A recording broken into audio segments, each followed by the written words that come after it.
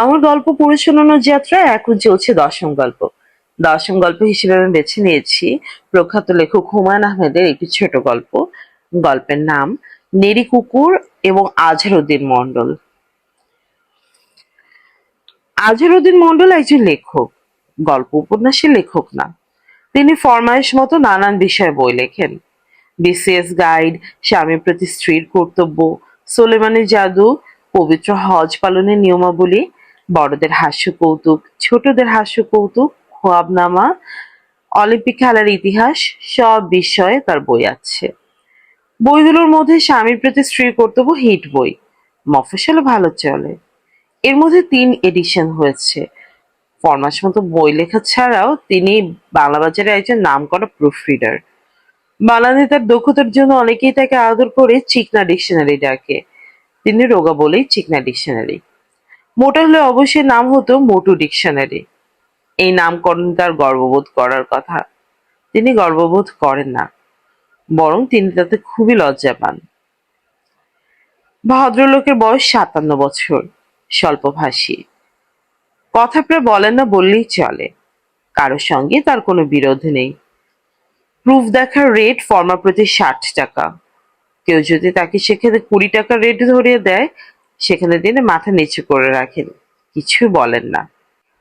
এমন হাসি মুখে টাকাটা পাঞ্জাবি পকেটে রাখেন যাতে মনে হতে পারে তার রেট ২০ টাকা পার ফর্মা। ভদ্রলোক থাকেন কলাবাগানে। দুপুরে বাংলা বাজারের একটা হোটেলে খেয়ে নেন। হোটেলের সঙ্গে মাছ খাবারই ব্যবস্থা করা আছে। রাতে নিজেই রেঁধে খান। অতি ভালো মানুষ। একা থাকেন। ভদ্রলোকের প্রথম জীবন সামান্য রহস্যাবৃত। বিয়ে করেছিলেন, একটা ছেলেও হয়েছিল। সেই বিয়ে টেকেনি। স্ত্রী এবং পুত্রের সঙ্গে তার এখন কোনো যোগাযোগ নেই। এটুকুই শুধু জানা যায়, এর চেয়ে বেশি কিছু আর জানা যায় না। আজহারউদ্দিন মন্ডল সুখেই ছিলেন। নতুন একটা বইয়ে হাত দিয়েছেন। বইয়ের নাম ভালো ছাত্র হবার গোপন কথা। তার প্রকাশক প্রবাহ পাবলিকেশনস এর মোহাম্মদ মুসলিম মিয়া এই বইটির জন্য ৫,০০০ টাকা অ্যাডভান্স দিয়েছেন। মুসলিম মিয়ার বাংলা বাজারে বইয়ের দোকান আছে। তিনি নোট বই এবং নকল বইয়ের ব্যবসা করেন। কলকাতার লেখকদের বই ছাপিয়ে অল্প দামে বাজারে ছেড়ে দেন। লেখকের রয়ালটি দিতে হয় না বলে ভালো লাভ থাকে।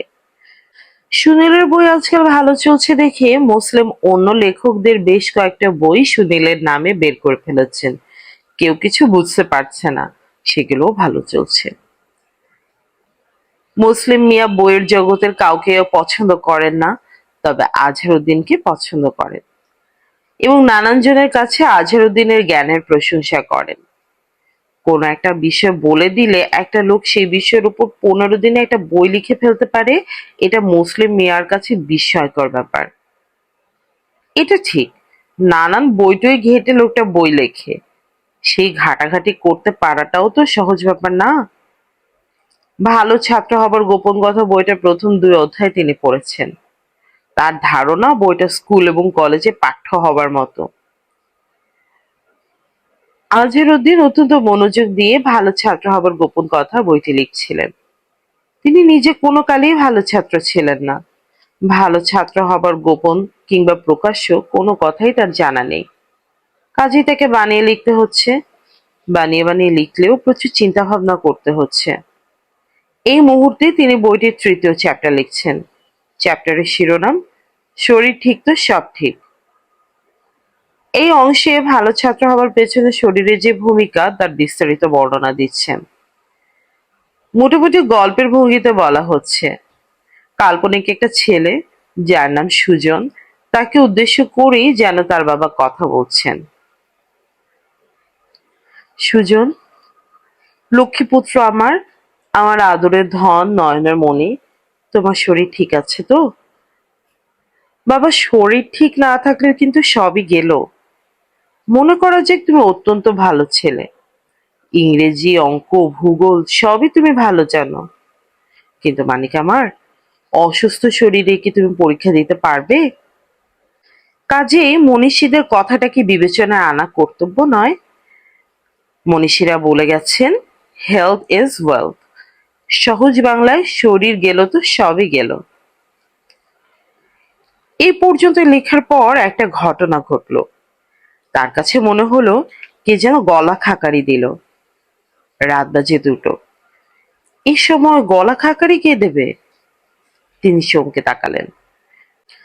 ভূত প্রেত না তো? তিনি বললেন। কে? বলেই দেখেন একটা নেড়ি কুকুর দরজা দিয়ে মাথা বের করে তার দিকে তাকিয়ে আছে। কুকুরটা অপরিচিত না, মাঝে মাঝে তার ঘরের বারান্দায় এসে শুয়ে থাকে, আর দরজা খোলা দেখে হয়তো উকি দিচ্ছে। কুকুর যে মানুষের মতো গলায় খাকারি দিতে পারে তার জানা ছিল না। হায়না মানুষের মতো হাসে। তার লেখা জ্ঞানের কথা বইয়ে এর উল্লেখ আছে। জ্ঞানের কথা বইটার দ্বিতীয় মুদ্রণ হলে কুকুর যে মানুষের মতো গলা খাকারি দেয় এটা উল্লেখ করতে হবে। তবে তার আগে নিশ্চিত হয়ে নিতে হবে জ্ঞান বিজ্ঞানের বইয়ে ভুল তথ্য থাকা উচিত না।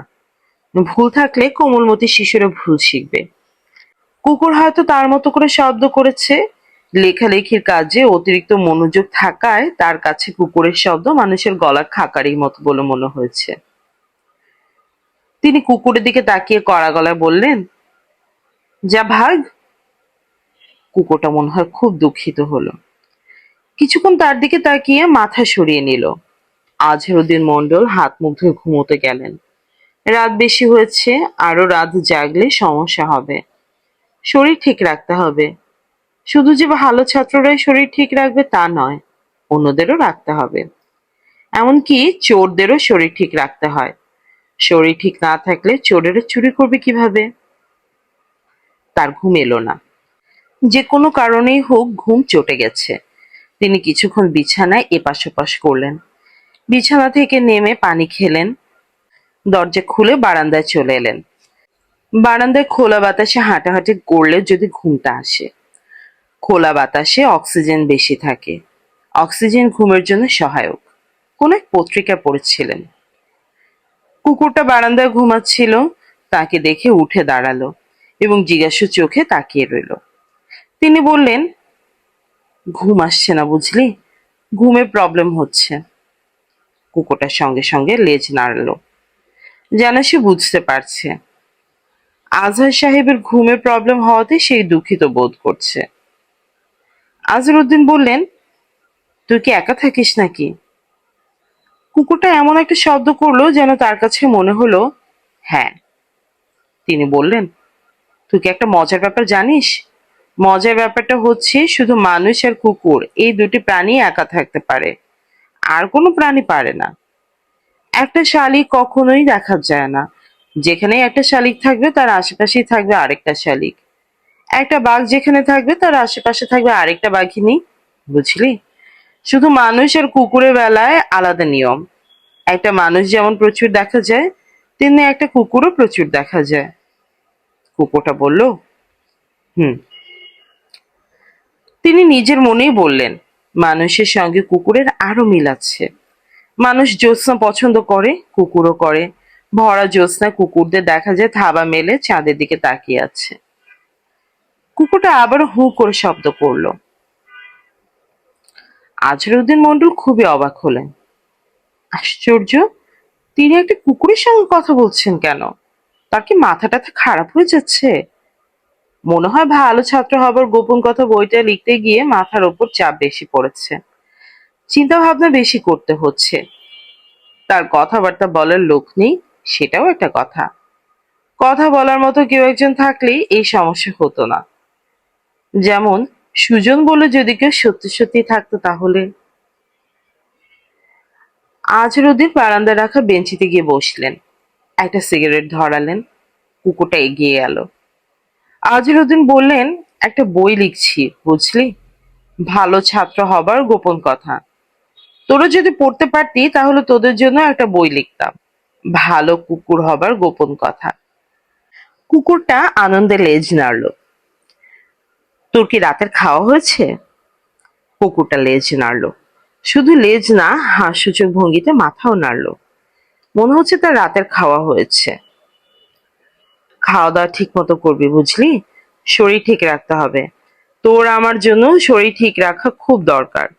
অসুখে পড়লে দেখার কেউ নেই বুঝলি না।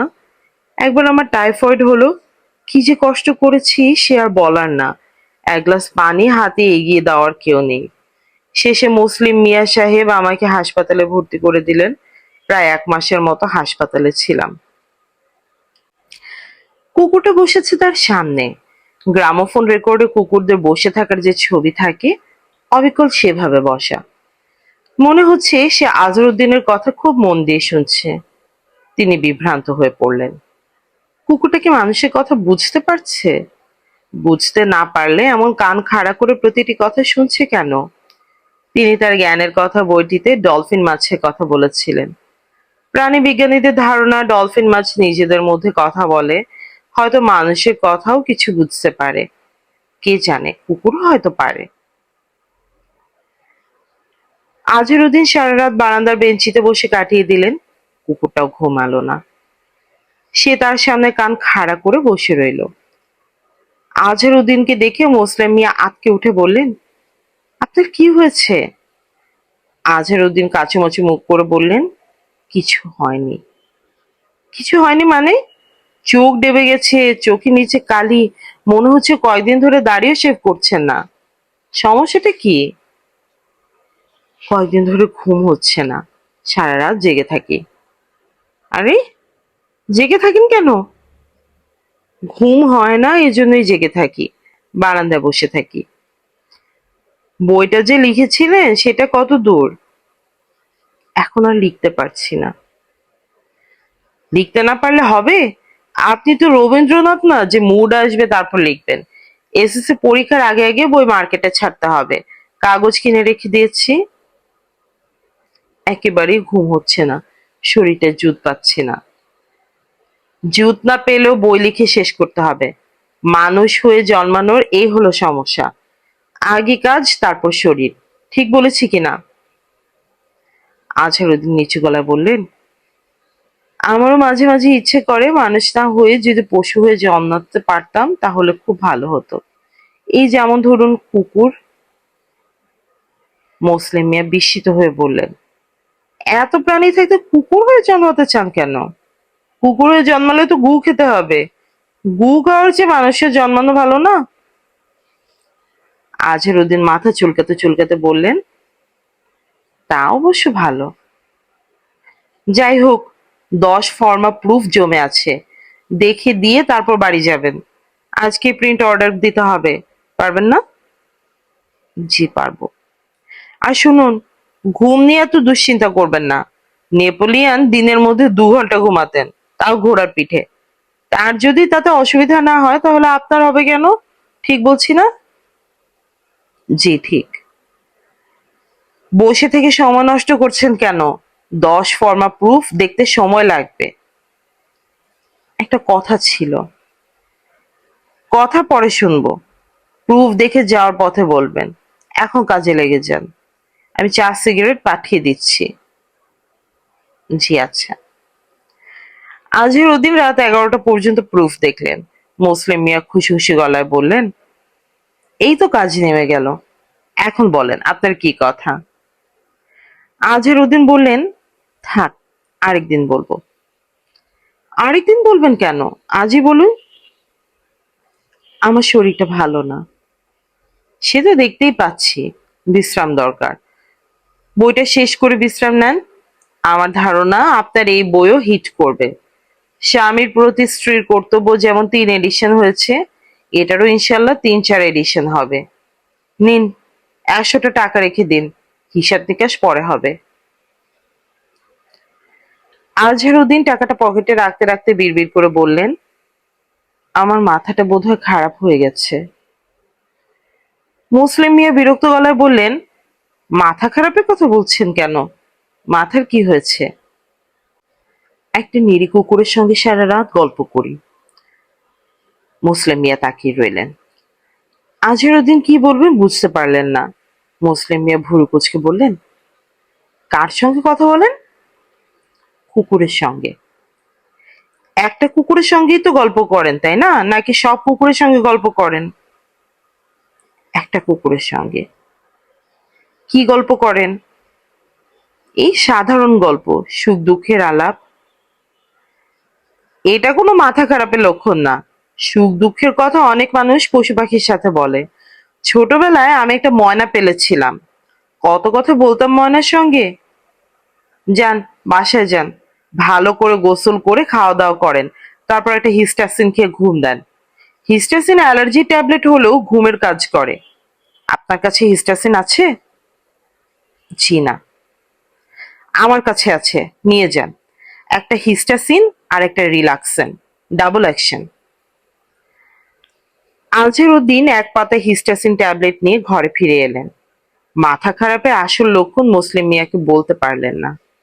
তার মাথা খারাপের আসল লক্ষণ হলো শুধু তিনিই যে কুকুরটার সঙ্গে গল্প করেন তা না, কুকুরটাও তার সঙ্গে গল্প করে এবং কুকুরটার প্রতিটি কথা তিনি বুঝতে পারেন। আজহারউদ্দিন রিকশা করে ফিরছিলেন, পথে রিকশা থামিয়ে 2 সিঙ্গেল তেহারি কিনে ফেললেন। আজ ঘরে ফিরে রাঁধতে ইচ্ছে করছে না, 1 সিঙ্গেল তেহারিতেই তার হয়ে যায়। 2 সিঙ্গেল কিনলেন কারণ তিনি একটা দিবেন কুকুরকে। অবলা প্রাণী, তাকে একবেলা খাবার দিতে তো অসুবিধা নেই। তবে আজ তিনি গল্পগুজবে যাবেন না, তিনি ঘরে ফিরে গোসল করবেন। সাবান ডোলে ভালো মতো একটা গোসল। গোসলের পর তেহারি খাবেন। তেহারিটা এখন গরম আছে, যেতে যেতে ঠান্ডা হয়ে যাবে, গরম করে নিতে হবে। খাওয়া দাওয়ার পর লেখা নিয়ে বসবেন। ভালো ছাত্র হবার গোপন কথা বইটার 3য় চ্যাপ্টার লিখে ফেলতে হবে। কুকুরের সঙ্গে কথা বলা মানে পাগল হবার দিকে অগ্রসর হওয়া। কাজকর্মে নিজেকে ব্যস্ত রাখতে হবে। রিকশায় বসে ভালো ছাত্র হবার গোপন বইটার 3য় চ্যাপ্টার নিয়ে ভাবতে শুরু করলেন। ভাবনা চিন্তার ব্যাপারটা তিনি রিকশা বা বাসে ভালোই করেন। 3য় চ্যাপ্টারের নাম রুটিনের জালে বন্দি। লেখাটা হবে এরকম: বাবা সুজন, সোনা আমার, ও আমার 7 রাজার ধন, আমার সাগর সেচা মানিক। বাবা, তুমি কি মাছকে জালে বন্দি হতে দেখেছো? জালে বন্দি হওয়া মাছের জন্য বড়ই দুঃখের। কিন্তু বাবা, তুমি কি জানো মানুষকেও মাঝে মাঝে জালে বন্দি হতে হয়? মানুষের সে বন্দি দশা তার জন্য কল্যাণকর। মানুষকে ইচ্ছাকৃতভাবে যে জালে বন্দি হতে হবে, সে জালের নাম রুটিনের জাল। জীবনটাকে রুটিনের মধ্যে নিয়ে আসতে হবে। তুমি এক রাতে ঘুমোতে যাবে 9টায়, আরেক রাতে 2টোয়, তা তো বাবা হবে না। বাসায় পৌঁছেই আজহারউদ্দিন দেখলেন তার দরজার সামনে কুকুরটা দাঁড়িয়ে আছে। তাকে দেখে বলল, দোকানের খাওয়া তো আপনার সহ্য হয় না, আবার দোকানের খাওয়া কিনলেন? বয়স হয়েছে তো, শরীরের যত্ন করবেন না? আজহার সাহেব কুকুরের সঙ্গে কথাবার্তা গেলেন না, তালা খুলে ঘরে ঢুকে পড়লেন। তবে ঘরে ঢোকার আগে তেহারির একটা প্যাকেটের মুখ খুলে উঠানে ছুঁড়ে দিলেন। কুকুরটা উঠানের দিকে চলে গেল। যাবার সময় বিড়বিড় করে কি যেন বললেন। আজহার সাহেব পাত্তা দিলেন না।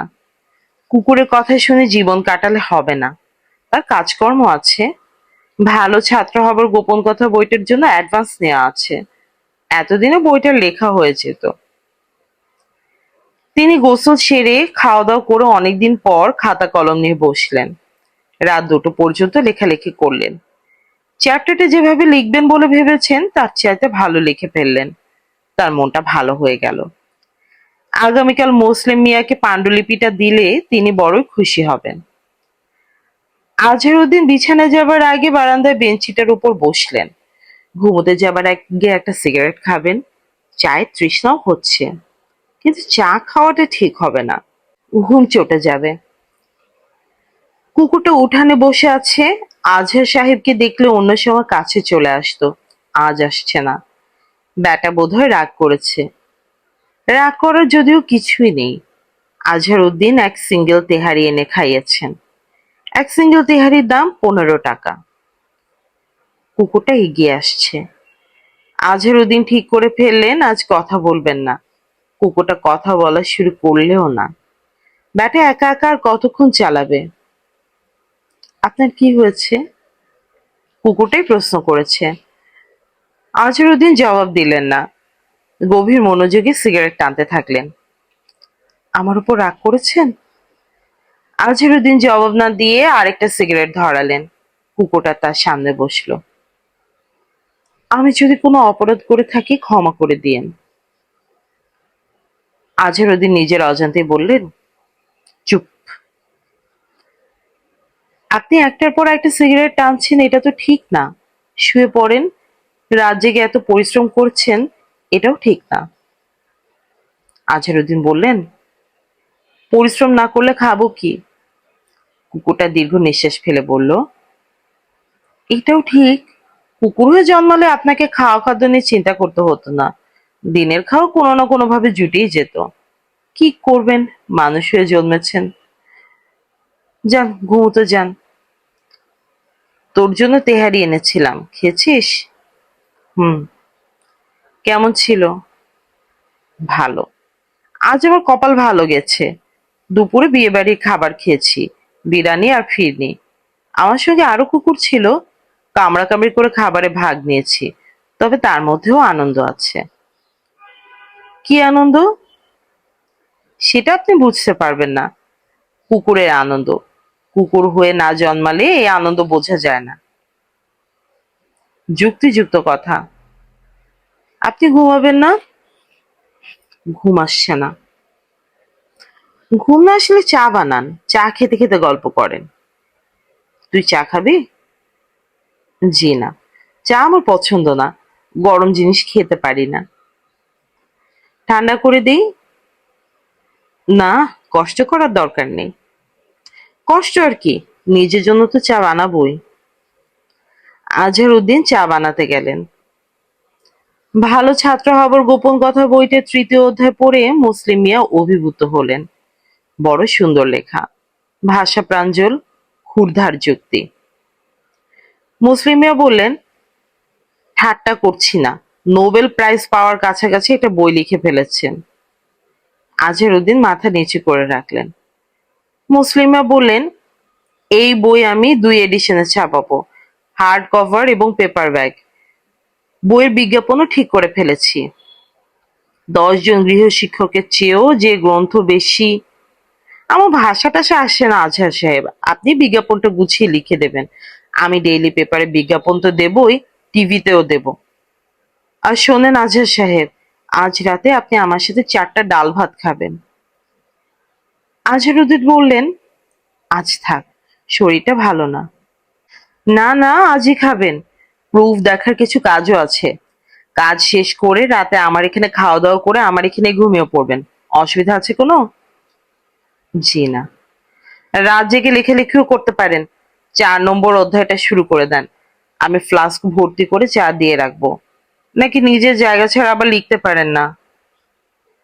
লিখতে পারি, জায়গা কোনো ব্যাপার না। মুসলিম মিয়া আনন্দিত গলায় বললেন, এইটা হলো আসল লেখকের কথা। আসল লেখক যে কোনো সময় যে কোনো জায়গায় লিখতে পারে। শুধু নকল লেখকের জন্যই মুড লাগে, হেন লাগে তেন লাগে। আপনি ভাই ১০০% আসল লেখক। ভালো কথা। চোখ লাল কেন? আজহারউদ্দিন নিচু গলায় বললেন, রাতে ঘুম হয় নাই। হিস্টাসিন খেতে বলেছিলাম, খান নাই? আজহারউদ্দিন চুপ করে রইলেন। মুসলিম মিয়া বললেন, কাজটা ঠিক হয় নাই। শরীরের দিকে আপনার নিজেরই যত্ন নাই, অথচ ভালো ছাত্র হবার গোপন কথা বইটায় শরীর বিষয়ে কি লিখলেন মনে করে দেখুন।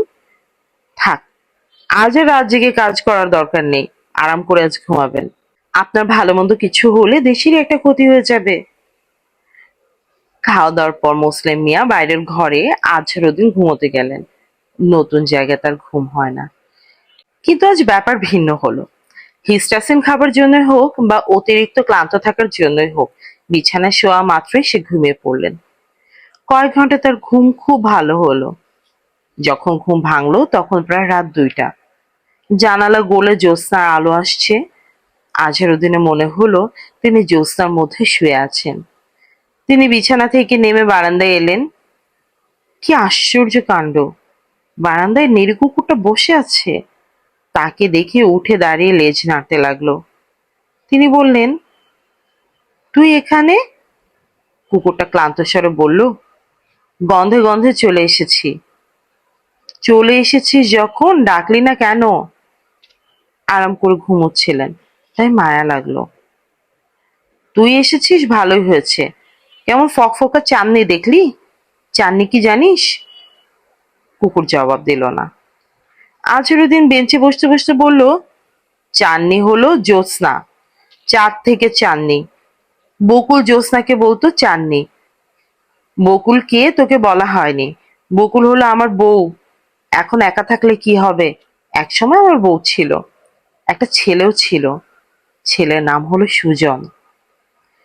কুকুরটা এসে থাবা গিরে তার সামনে বসলো। আজহারউদ্দিন জ্যোৎস্না দেখতে দেখতে বললেন, খুবই লজ্জার কথা, এই জন্য বউ আর ছেলের কথা কাউকে বলি না। ছেলেটার বয়স যখন 1 বছর তখন বকুল ছেলেটাকে নিয়ে পালিয়ে গেল। যার সঙ্গে চলে গেছে তাকেও চিনি, অতি ভালো ছেলে। কুকুরটা বলল, ও। ভাদ্র মাসের 9 তারিখে বিকাল বেলা গেছে, শুক্রবার। যেদিন যাবে সেদিনও কিছু বুঝতে পারিনি। দুপুরবেলা এত যত্ন করে ভাত খাইয়েছে, মলা মাছ, বেগুন ভর্তা, সাথে ডাল, মুগের ডাল।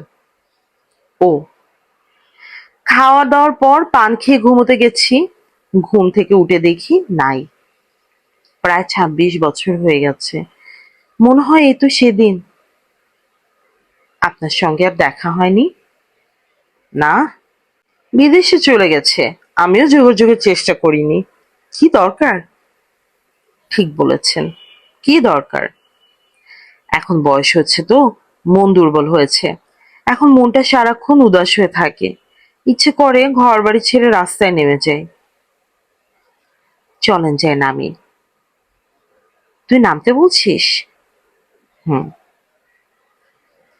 আজহারউদ্দিন মন্ডল ঘর দুয়ার খোলা রেখে পথে নামলেন।